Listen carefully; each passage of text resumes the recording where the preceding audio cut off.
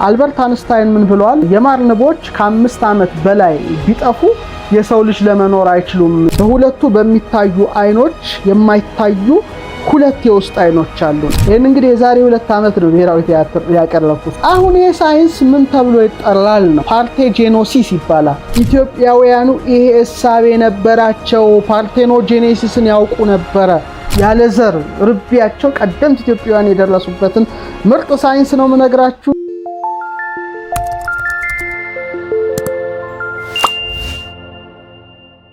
የሳይንሱ ዓለም በ18ኛውና በ20ኛው መቶ ክፍለ ዘመን ደረስኩበት ያለውን ሳይንስ ቀደምት ኢትዮጵያውያን እንዴት አድርገው እንደደረሱበት ከነ ምስክሩ ነው የምነግራችሁ። ምን የሚል ነገር ነው እዛ ላይ ያየሁት? እግዚአብሔር ወልድ በመጣ ጊዜ ከሰማየ ሰማያት ለካሳ እንበለ ዘር ወይም ያለ ዘር እንደ ንብና እንደ አሳ። በተለይ መጋቤ ስብሐት ዓለሙ አጋ ይመስሉኛል ሲደረደሩት እጅግ ያስደስታል። የበገና ዝማሬ ልዩ ዝማሬ ነው እና በጣም ይገርም ነበረ ይሄ ቃል። እግዚአብሔር ወልድ በመጣ ጊዜ ከሰማየ ሰማያት ለካሳ ያለ ዘር እንደ ንብና እንደ አሳ። በጣም ገራሚ ሳይንስ ነው። በጣም ገራሚ ምስጢር ነው እና ያለ ዘር እንደ አሳ፣ ያለ ዘር እንደ ንብ የሚል የበገና ዝማሬ ነበረ ኢትዮጵያውያን ይደረድሩ የነበሩት። እና ዛሬ ይሄን ምስጢር ነው መነግራችሁ። ዓለሙ ደረስኩበት አወቅኩት ብሎ ግኝቱን ሁሉ ጠቅልሎ ለራሱ የወሰደው አሁን በቅርቡ በ18ኛውና በ20ኛው መቶ ክፍለ ዘመን ነው። ያን ሁሉ እውነታ ዛሬ የምናወጣበት ይሆናል። እንግዲህ መቼም እንደ ንብና እንደ አሳ ስንል ንብን እናነሳለን፣ አሳን እናነሳለን። ንብን ስናስብ ደግሞ ማርን እናነሳለን። ማር ስታስቡ ደግሞ ማር ጣፋጭ ነው። ማር መድኃኒትነት ይውላል።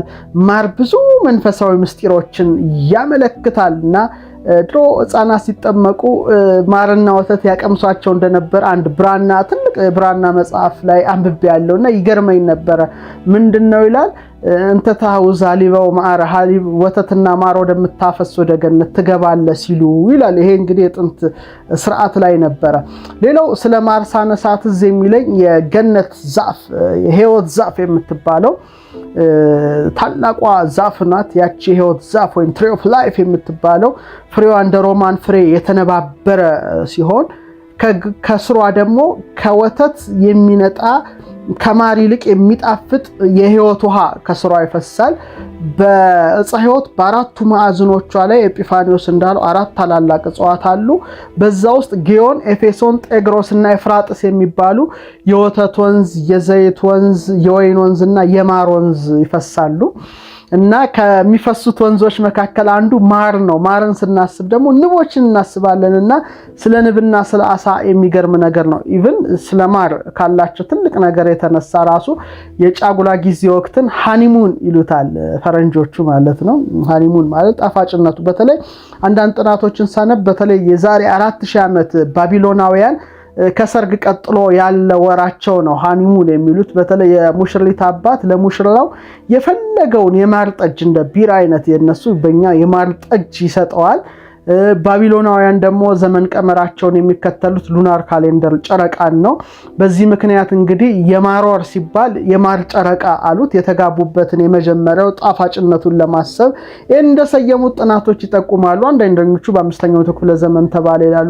በዛም ሆነ በዚህ ግን ማር ከንብ ይገኛል። ንብ ደግሞ ስትጸንስና ስትዋለድ ያለ ዘር እንደሆነ አሳም እንደሆነ ነው የሚገርመው ምርምራቸውን በቀደምት ኢትዮጵያውያን ዘንድ የምናየው። ይሄ በጣም የሚያስደንቀኝ ነው። ስለ ንብ ሳነሳ አንዳንድ ነገሮችን ማንሳት ይገባኛል። እንግዲህ ከ10,000 እስከ 20,000 የንብ ዝርያዎች እንዳሉ ጥናቶች ይጠቁማሉ። አብዛኞቹ ንቦች አነስ ያሉና እስከ 2 ሚሊሜትር ወይም 0.08 ኢንች ይሆናሉ። ወደ 4 ሴንቲሜትር የሚጠጉ ወይም 1.6 ኢንች የሚጠጉ ርዝመት ያላቸው ንቦች አሉ። ንቦች ስንት አይን አላቸው? 5 አይኖች አሏቸው ንቦች። 2 ታላላቅ አይኖች አሏቸው። ደግሞ 3 ንዑሳን ትንንሽ አይኖች አሏቸው። እኛ እንግዲህ ስንት አይኖች አሉን? እስቲ መርምሩ። ብዙ አይኖች አሉ። 2 አይን ብቻ አይደለም ያለን። በኢትዮጵያ ትምህርት 2 አይን አይደለም። የሰውነት መብራት አይንና ሲባል በቁም ይሄ አይደለም። በትርጓሜ ምን ይላሉ ቀደምት ኢትዮጵያውያን ሊቃውንት? ወብነ አዕይንት ክልኤቲ ውሳጣውያት ህየንተ አዕይንት ስጋውያት። በሁለቱ በሚታዩ አይኖች የማይታዩ ሁለት የውስጥ አይኖች አሉን። አሐቲ አይነ ነፍስ፣ አንዷ የነፍስ አይን ናት። ወአሐቲ አይነ ልቡና፣ አንዷ ደግሞ የልቡና አይን ናት ይላሉ። እንግዲህ ይሄ በትርጓሜ ያለ ነውና የነፍስ አይን አለ፣ የልቡና አይን የሚያስተውል አይን አለ። ቅዱስ ያሬድ ደግሞ አዕይንተ አእምሮ ይላል። ሀበነ እግዚኦ አዕይንተ አእምሮ፣ የአእምሮ አይንን ስጠን ይላልና የአእምሮ አይን አለ ማለት ነውና አይን ሲባል ብዙ ምስጢር አለውና በኢትዮጵያውያን እኔ እንኳን ያየሁት እንግዲህ ሁለት አይን አለ፣ ሁለት የውስጥ አለ፣ የአእምሮ አለ። ስንት ማለት ነው? በአጠቃላይ ወደ 5 አይኖች እንደ ንብ 5 አይኖች አሉን ማለት ነው። እኛ ስንቶቹን አይኖች እንደተጠቀምንበት ባላቅም ማለት ነው። 4 እግሮች አሏቸው፣ 6 እግሮች አሏቸው ንቦች። አሁን ዛሬ ስለ ንብና ስለ አሳ የበገናውን ዝማሬ ነው የምነግራችሁ። አልበርት አንስታይን ምን ብለዋል? የማር ንቦች ከ5 ዓመት በላይ ቢጠፉ የሰው ልጅ ለመኖር አይችሉም የሚል ሐሳብ ነበረ። እንግዲህ የማር ንቦች ቢጠፉ ሃኒ ቢስ ቢጠፉ ሰዎች መኖር አይችሉም። ለምን? እጽዋትን ራሱ ብዙ ስራ አላቸው እጽዋት እንዲበራከቱና ይሄን ነው ሐሳብ የሰጠው ማለት ነው አልበርት አንስታይን። በጣም የሚገርመው የማር ንቦች ያው ለ3 ይከፈላሉ። ሰራተኛ ንብ አለ፣ ወንዴ ንብ አለና ንግስት ንብ አለች። ይሄ የሚታወቅ ነውና በቀፎ በመንጋ ውስጥ ይኖራሉ። ቢያንስ በትንሽ ቀፎ ብቻ ወደ 200,000 ንቦች ይጠጋሉ። በትልቅ ቀፎ ደግሞ በጣም ብዙ አሉና ስለዚህ የንብ ቀፎች አንድ ንግስት አለቻቸው። ንግስት ነው የምትመራቸው። ወደ 100 የሚሆኑ ወንዶችና ወደ 1000 የሚጠጉ ሰራተኛ ንቦች አሉ። ሰራተኛ ንቦቹ ደግሞ የሚገርመው ሁሉም ሴቶች ናቸው፣ ነገር ግን አይራቡም። ይሄ ደግሞ የሚገርመው አንድ የንብ ተፈጥሮ ነው። ንግስቲቱ ንብ ሴት ስትሆን በቀፎ ያሉትን ሁሉ የምትፈለፍላቸው ደግሞ ንግስቲቱ ናት። ወንዴ ንቦች ትንሽ ለየት የሚያደርጋቸው መንደፊያ የላቸው። መንደፊያ የሌላቸው ሲሆን አበባም አይቀስሙም። የሚቀስሙ ሰራተኞቹ ንቦች ናቸው። ዋና ድርሻቸው ከወጣቷ ንግስቲቱ ንብ ጋራ መገናኘትና ያቺ ደግሞ መፈልፈል ነው። ንግስቲቱ እንግዲህ እስከ 5 ዓመት ልትቆይ ትችላለች በንግስና። እንግዲህ ንግስትነትም ንጉስነትም አዲስ አይደለም። አሁን የጥንት ሰዎች የንጉስ ምናምን ይላሉ። ንጉስ ንግስት ምናምን እኮ ንቦችም ያላቸው ነገር ናቸውና እስከ 5 ዓመት ልትቆይ ትችላለች። በተለይ በበጋ ወቅት በቀን ቢያንስ 2500 እንቁላል ልትፈለፍል ትችላለች ንብ። እንግዲህ በመደበኛነት ግን ቢያንስ ወደ ከ600 እስከ 800 ወይም ወደ 1500 እንቁላል ከ3 እስከ 4 በሚጠጋ እድሜዋ ውስጥ ትጥላለች ንግስት ንብና። ዛሬ ክቡራን ተመልካቾቻችን ስለ ንብና ስለ አሳ ያለ ዘር ርቢያቸው ቀደምት ኢትዮጵያውያን የደረሱበትን ምርጥ ሳይንስ ነው የምነግራችሁ። ሰራተኛ የማር ንቦች በተለይ በጸደይ እና በበጋ እስከ 4 ሳምንት፣ በክረምት ደግሞ እስከ 6 ወራት ይቆያሉ። ብዙ እድሜያቸውም ብዙ አይቆዩም። የማር ንቦች እንግዲህ እስከ 6 ማይልስ ሊበርሉ ይችላሉ። በጣም ከፈጠኑ ደግሞ በሰዓት እስከ 15 ማይልስ ነው የሚበርሉት። እንግዲህ 3 ጊዜ ወደ 9000 ማይሎች በምድራችን ይበርላሉ ማለት ነው። ስለዚህ ንቦች በምድራችን ለመብረር እንግዲህ 1 አውንስ ማር እንደ ነዳጅ ይጠቀማሉ። ነዳጃቸው ለነሱ ማር ነው ማለት ነውና በጣም ይገርማል። ይሄን ማር ለማዘጋጀት ምን ያህል እንደሚደክሙ ምን ያህል እንደሚለፉ የማይነገር ነው። ሌላው በአንድ የማር ንብ ቤተሰብ ውስጥ አንድ ንግስት ንብ፣ አውራ ንቦች፣ በርካታ ሰራተኛ ንቦች ይገኛሉ። እንስት ሴት ንቦች ደግሞ ወይም ንግስቲቱና ሰራተኞች ሁሉም 2 ወላጆች አሏቸው፣ አውራ ንብና ንግስት ንብ። አውራዎቹ ደግሞ በሌላ በኩል ካለሙ ወይም ካልዳበሩ አንፈርቲላይዝድ እንቁላሎች ይፈለፈላሉ። አሁን ምስጢሩ እዚህ አካባቢ ነው ጨዋታው። ያን ነው ዛሬ የምነግራችሁ። ይህም ማለት እንግዲህ አንድ ወላጅ ብቻ አላቸው ማለት ነው። በደንብ ያዙ። አንድ ወላጅ ብቻ አላቸው። አንድ ወላጅ 2 አያቶች 3 ቅድመ አያቶች የመሳሰሉት ስላሏቸው እንግዲህ ልክ በፊቢዮናቺ ነምበር ያለው የአንድ አውራ ንብ የቤተሰብ ዛፍን ይወክላሉ ማለት ነውና ከንቦች በህብረት መስራትን እንማራለን። እያንዳንዱ ስራ አለው፣ እያንዳንዱ ድርሻ አለው ማለት ነው። ስለዚህ አሁን ግን ትልቁ ሳይንሳዊ ግኝትን ነው ምነግራችሁ። ይሄ ግኝት ለሌላው ዓለም ያስደነቀ ያስጨበጨበ ነው። ግን ኢትዮጵያ ይህ ሳይንስ መኖሩን የሚመሰክርላት በማጣቷ ይሁን ወይም የኛ መጽሐፍ ተወስዶ በመተርጎሙ ማቀው ጉዳይ ግን የለም። ግኝቱ የውጭ ተብሏል። ግኝቱ ግን በ18ኛውና በ20ኛው መቶ ክፍለ ዘመን አሁን በጣም በምስክር ነው ልነግራችሁ የምፈልገው። ቀደምት ኢትዮጵያውያን በተለይ ወደ ሃይማኖቱ ትምህርት የሃይማኖቱ ሊቃውንት የክርስቶስን ከቅድስት ድንግል ማርያም ያለ ዘር ያለ ሩካቤ መወለድን በንብና በድንግልና የሆነውን ልደት በንብና በአሳ መስለው ይገልጡ ነበር። ይህም በጣም የሚደንቀኝ ነገር ነው። እግዚአብሔር ወልድ በመጣ ጊዜ የበገና ዝማሬ ከሰማየ ሰማያት ለካሳ ያለ ዘር እንደ ንብና እንደ አሳ። በደንብ ተመልከቱት እስቲ። አሁን ያን ምስጢር ነው ዛሬ የምንተነትነው። በተለይ በ15ኛው ክፍለ ዘመን የነበረው ታላቁ ሊቅ አባ ጊዮርጊስ ዘጋስጫ፣ ክብር የሚገባው ታላቁ አባት አባ ጊዮርጊስ ዘጋስጫ በሚገርም መልኩ እንዲህ ብሎ ነበረ። ኦ እግዝእቴ ቅድስት ድንግል ማርያም ዘበዕብራይስጢ ማርያም እንተወለድኪ ቃለ ዘእንበለ ዘርአ ብእሲ ከመ ልደተ ንህብ ምንቆራ ምፍጣረ ጸቃው እስመ ልደተ ዕፄ ምንቆራ በንቃወ ዜማ ንህብ ይከውን ወጸቃውኒ ካይበ ምንቆራ ትትቀዳ ወልደተ ቃልኒ እምኔኪ ከመዝ ኮነ። ወደ አማርኛ እንመልሰዋለን። በዕብራይስጥ ማርያም የተባልሽ የተመረለች እመቤቴ ድንግል ማርያም ሆይ አለ። በደንብ አስምሩበት ተመልካቾቻችን። ይሄ ለስነ ሕይወት ተመራማሪ በጣም እጹብ የሚያሰኝ ነው። እኛ እንዴት ቀላል ነገር እናየዋለን እያንዳንዱን ግጥም። ይቀጥላል። የንብ ልደት ከማር መፈጠሪያውም ሰፈፍ እንዲሆን የወንድ ዘር ምክንያት ሳይሆንሽ አካላዊ ቃልን የወለሽ ነሽ። ቀጠለ። የንብ እጭ ልደት ከሰፈፍ በንብ ዜማ ጩኸት ይሆናልና፣ ሁለተኛም የማር ወለላ ከሰፈፍ ትቀዳለች።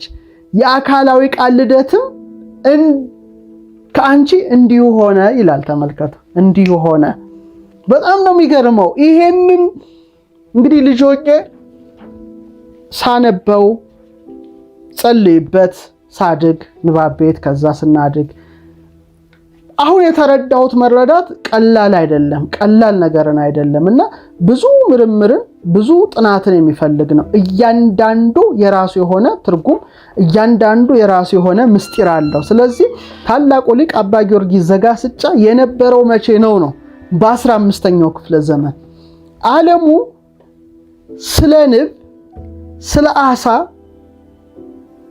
ልዩ ግኝትን አገኘው የሚለው መቼ ነው? በ18ኛውና በ20ኛው መቶ ክፍለ ዘመን። እንግዲህ ቢያንስ በአባ ጊዮርጊስና በሳይንሱ አገኘው ባለው በ20ኛው መቶ ክፍለ ዘመን የስንት መቶ ዓመት ልዩነት አለ? 18 16 17 18 ቢያንስ 300 ዓመት የቀደመ አንድ ታላቅ ሊቅ አለ ማለት ነው። አንድ ታላቅ ሊቅ አለ 300 ዓመት የቀደመ። ወደ 20ኛው መቶ ክፍለ ዘመን ከገባን 15 16 17 18 19 20 500 ዓመት ቀድመናል ማለት ነው። ይሄን ነገር ኢትዮጵያ ላይ ሲራቀቅ ሲመሰጠር እንበለ ዘር በድንግልና የሆነውን ልደት ቀጥታ ከንብ ጋር ቀጥታ ከአሳ ጋር መስለው ሊቃውንቱ ይራቀቁበት የነበረውን ዘመን ልብ ብላችሁ አስተውሉ። ከአውሮፓውና ከኛ ጋር ስናነጻጽር ማለት ነው። ይሄ በጣም የሚገርመኝ ይሄ በእነ አባ ጊዮርጊስ ዘጋስጫ በመሰሉት ሊቃውንት ብቻ ሳይሆን ህዝባውያኑ በገና ደርዳሪዎቹ ቅድም የጠቀስኩላችሁ ነው። እግዚአብሔር ወልድ በመጣ ጊዜ ከሰማየ ሰማያት ለካሳ ያለ ዘር እንደ ንብና እንደ አሳ ሲሉ ንብና አሳን ያለ ዘር በድንግልና የሆነ ልደትን ሲያነጻጽሩበት ህዝባውያኑ ደግሞ በግጥማቸው እንዲሉ ነበር። በተለይ ለፍቅር መግለጫ እንደ አሳ በጥላ እንደ ንብ በድምጥ። በደንብ አስተውሉት። እንደ አሳ በጥላ እንደ ንብ በድምጥ እኔ አንቺን አርግዤ ተይዣለሁ ምጥ ይላሉ። ደግመዋለሁ። እንደ አሳ በጥላ እንደ ንብ በድምጥ እኔ አንቺን አርግዤ ተይዣለሁ ምጥ። እንግዲህ አንዱ አፍቃሪ ላፈቀራት የሚገልጸው ነው። እንደ አሳ በጥላ እንደ ንብ በድምጥ እኔ አንቺን አርግዤ ተይዣለሁ ምጥ ማለት በውስጡ ነበረችና በቃ ምጥ ጭንቅ ይዞታል፣ ፍቅር ይዞት እንደማለት ነው። እስከዚህ ድረስ የአሳንና የንብን የመራባት ሂደት በገና ደርዳሪዎቹ፣ የሃይማኖት ሊቃውንቱ፣ የኢትዮጵያ የፍቅር ገጣሚዎች ሁሉ ተረድተውታል፣ ዓለም ገና ሳይረዳው እና ክብር ለኢትዮጵያውያኑ ብዬ ሐሳብ እሰጣለሁ እንደ አንድ ኢትዮጵያዊ ማለት ነው። አሁን ይሄ ሳይንስ ምን ተብሎ ይጠራል ነው? ብዙዎቻችሁ ፓርቴኖጄኔሲስ ይባላል። ፓርቴኖጄኔሲስ። ይህን ሳይንስ ጉግል አድርጋችሁ ፓርቴኖጄኔሲስ ለሚያጠና ሰው ለሚመረምር ሰው ይሄን ነገር ቢሰማ እንዴ ነው የሚለው። እኛ እንደ ቀላል የምናየውን ማለት ነው። እኛ እንግዲህ በአሁን ሰዓት ያለ ነው በጣም ያሳዝናል ህይወታችን ሁሉ። ፓርቴኖጄኔሲስን ለሚያጠና ሰው እጁን በአፉ ይዞ በአግራሞት ረጅም ሰዓት ሊቆይ ይችላል ማለት ነው። ይሄን እንግዲህ የዛሬ 2 ዓመት ነው ብሔራዊ ቲያትር ያቀረብኩት እስከማስታውሰው ድረስ እና ይሄ ግኝት ቀደምት ኢትዮጵያውያን ጭምር እንዴት እንደተራቀቁበት ነው እንግዲህ ምነግራችሁ። አሁን የሳይንሱ በሳይንሱ ታወቀ ተብሎ ፓተንቱ ምናምን የተሰጠው ከ1720 እስከ 1793 የነበረው ቻርልስ ቦኔቴ ነው። እንግዲህ ከ1720 ቅርብ እኮ ነው እስከ 1793 18ኛው መቶ ክፍለ ዘመን ማለት ቻርልስ ቦኔቴ አገኘው የሚባለው። ከዛ ደግሞ ከ1811 እስከ 1906 ኦልሞዲ 20 ሴንቸሪ ማለት ነው 20ኛው ክፍለ ዘመን ላይ ጆን ዲዜርዞ የሚባል ሰው ነው አገኘ የሚባለው። እንግዲህ ከ18ኛው ላይ አገኘው ተባለ 20ኛው አገኘ፣ በጣም ቅርብ ነው። ስለዚህ ፓርቴኖጄኔሲስን ሳይንስ በደንብ መርምረን እንፈትሽና እኒ ከተባለ ክቡራን ተመልካቾቻችን፣ ስለዚህ እንዳሳ በጥላ እንደንብ በድምጥን ያንቺን አርግዤ ተይዣለሁ ምጥ። ይሄ ህዝባውያኑ ግጥም ነው። ንብና አሳ እግዚአብሔር ወልድ በመጣ ጊዜ ከሰማየ ሰማያት ለካሳ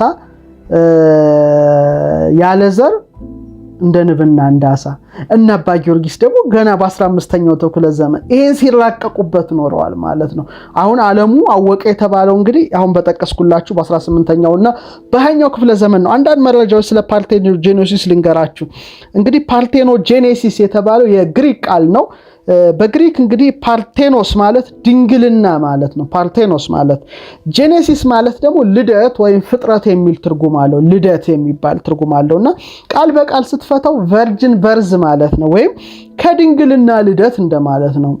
ፍቹም ዘር ሳይኖር ወይም እንበለ ዘር ያለ ወንዴ ዘር የሚፈጠር ጽንስን የሚያሳይ ነው ማለት ነው።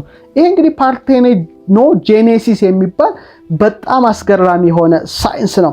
እንግዲህ ፓርቴኖጄኔሲስ እንዴት ነው የሚለውን ነገር እስቲ አንዳንድ ሳይንሳዊ ነገሮችን ነው መረጃዎችን ማቀርብላችሁ። ሐሳብ አስተያየታችሁን ስጡኝ። ፓርቴኖጄኔሲስ እንግዲህ ዘር አልባ ዘር የለሽ እርባታ ወይም ያለማ እንቁላል ይሉታል። በተለይ አንፈርቲላይዝድ ኤግ የሚሉትን ነው እና በተለይ ወንዴ ወይም ድሮን ንብ በመለወጥ በተለይ በንቦች የሚታይ የመራቢያ አይነት ነው። ይሄ እንግዲህ ሳይንሱ ያረጋገጠው በጣም ቅርብ ነው። ይህ ዘር አልባ የመራቢያ መንገድ በተፈጥሮ በተለያዩ ዝርያዎች እንደሚከሰት ነው ጥናቶች የሚጠቁሙትና ይህ ያለ ዘር ያለ ወንዴ ዘር ሳይገባበት የሚፈጠረውን የጽንስ ሂደት ምሳሌ ከሚሆኑልን አንዱ ንብና አሳ ናቸው እና ጥናቶቹ አንድሮሜዳ ላይ ስላሉ እነዛን ከመጽሐፉ ላይ የተወሰነው ልንገራችሁ። እንግዲህ እንደ ሳይንሱ ጥናት አንድ ያለማ እንቁላል ያለማ ብንለው እንግዲህ አንፈርቲላይዝድ ኤግ ወደ አዲስ ራሱን የቻለ ሙሉ አካል ይለወጣል። ይሄ እንግዲህ ሳይንሱን ነው የምነግራችሁ። ይህ አዲስ ራሱን የቻለ አካል ደግሞ የእናቱን በተለይ ይሄ በረሃዊ መረጃ ይሉታል ወይም ጄኔቲክ ኢንፎርሜሽን የሚይዝ ሲሆን አባት አይኖረውም ይላል። ይሄ ሳይንስ ደግሞ የሚገርም ሳይንስ ነው። ይሄ እንግዲህ አሁን ነው ሳይንሱ ይሄን ያወቀው በንብና በአሳ ውስጥ ያለ። እንግዲህ ይሄ የተፈጥሮ ክስተት ብዙዎች ጋር ይስተዋላል። በተለይ በጣም የሚጠቀሱት ንቦችና ሻርኮች ወይም አሳዎች የተመዘገቡ ናቸውና ሳይንሱ ይሄን ያገኘው በጣም በቅርብ ነው። በተለይ በንቦች ደግሞ ዝርያ ውስጥ አፒስ ሜልፌራ የሚባል አንድ ዝርያ አለ። ይሄ ደግሞ ፓርቴኖጄኔሲስን የሚያካሂዱ ናቸው። አፒስ ሜልፌራ የንብ ዝርያዎች ናቸው። ዘር አልባ እርባታ ይላል። ገራሚ ነገር እንግዲህ ተገኘ የተባለው በተለይ ጆሴፍ አንቶን ጃኒስ ይባላል። በ1789 አካባቢ የተነሳ አንድ ተመራማሪ ነው። አንድ የሪሰርች ጽሑፍ ጻፈና ምን ብሏል? አንድ ንግስት ንብ ከየትኛውም ከለማ እንቁላል ኦርዲናሪ ፈርቲላይዝድ ኤግ እንደምትወለድ ነው የገለጠው። ልክ አባ ጊዮርጊስ ዘጋስጫ የተናገረውን ቃል ነው፣ ቃል በቃል ነው። የሚገርመው እና ምን ይላል? አንዲት ተራክቦ ያላደረገች ይላል አንሜትድ ንግስት ንብ እንቁላሎች ትጥላለች ይላል። እነዚህም ደግሞ አለ በዘር ካልዳበሩ እንቁላሎች የሚገኙት ደግሞ ንቦች ወንዶች ንቦች ናቸው፣ ድሮምቢስ የሚባሉት ናቸው ብቻ እንደሆኑ ነው የሚናገረው። እነዚህ ወንድ ንቦች ይላል ከሰራተኛ ሴት ንቦች በመለየት መንደፍ የሌላቸው ሲሆን አበባ ሄደው አይቀስሙም።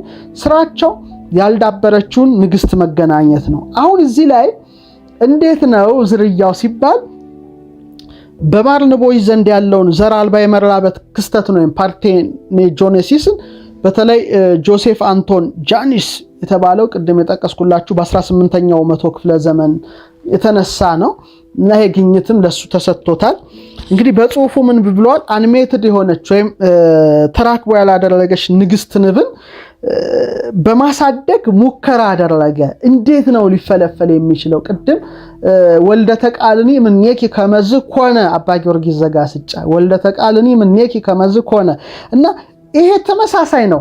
ጆሴፍ አንቶን ቫኒሽ የሰራተኛ ንቦች አለ ከየትኛውም እንቁላል ይወለዳሉ የሚለውን በተለይ የአደም ጎትሎብ ሽራሽን እሳቤ ነው የጣለው። እንዴት ጣለው? አለመስማማቱ ምንድነው? ምን አለ? በተለይ በንቦች አለ ቅድም በጠቀስኩላችሁ አፒስ ሜልፌራ በሚባለው ለዘር አልባ ጽንስ የተመቹ የንብ ዝርያዎችን ሲያነሳ ከፍተኛ የሆነ ተሰሚነት ነው በጊዜ የተደረገው። ምን አለ?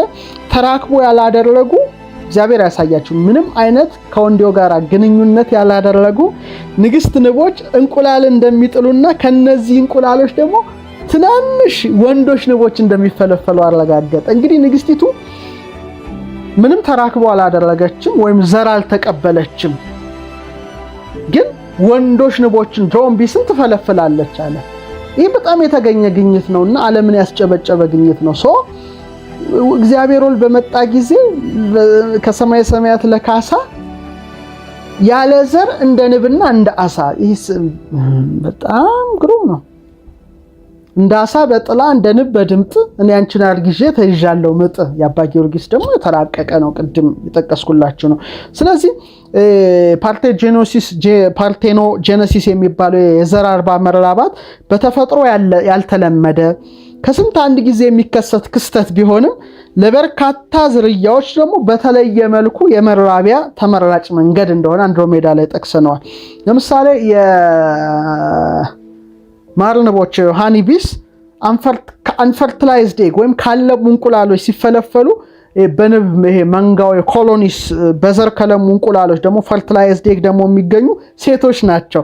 በዘር ካልዳበሩ የሚፈለፈሉ የሚገኙት ደግሞ ድሮን ቢስ ወይም ወንዴ ንቦች ናቸው። ደንጎል ላይ ሏቸው መሰለኝ አላውቅም።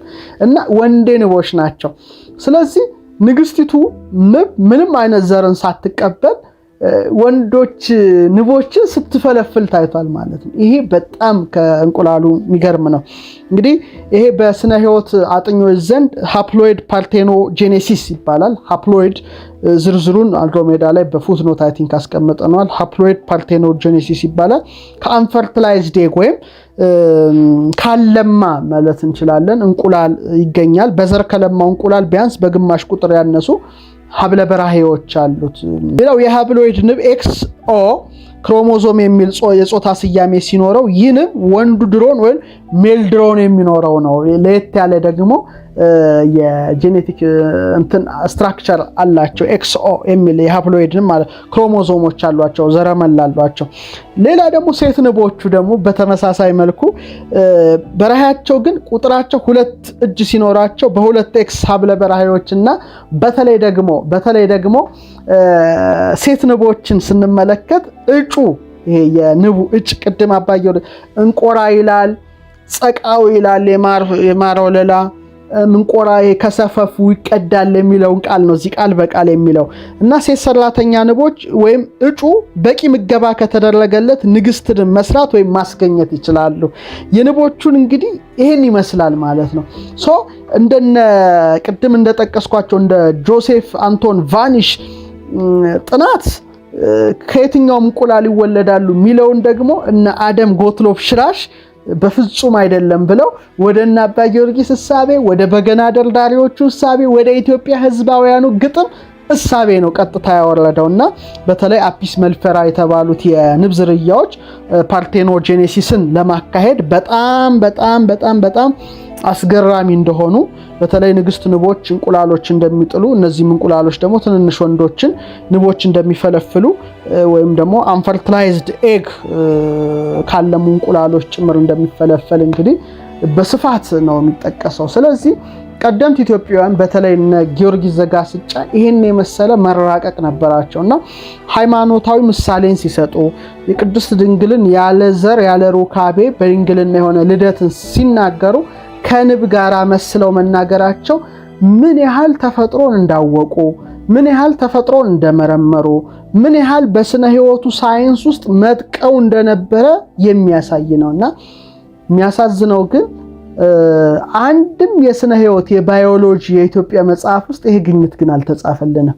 ምናልባት የነ ጆሴፍን የነ ጉትሎፍን ነው መቼም የስነ ህይወት መጽሐፋችን የሚጠቅሰው እንጂ ኢትዮጵያውያኑ ይሄ እሳቤ ነበራቸው፣ ፓርቴኖጄኔሲስን ያውቁ ነበረ የሚል አንድም የስነ ህይወት መጽሐፋችን ላይ የለም።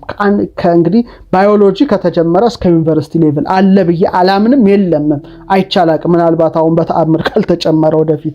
ይሄ እንግዲህ በጣም የሚገርም ነው። ክቡራን ተመልካቾቻችን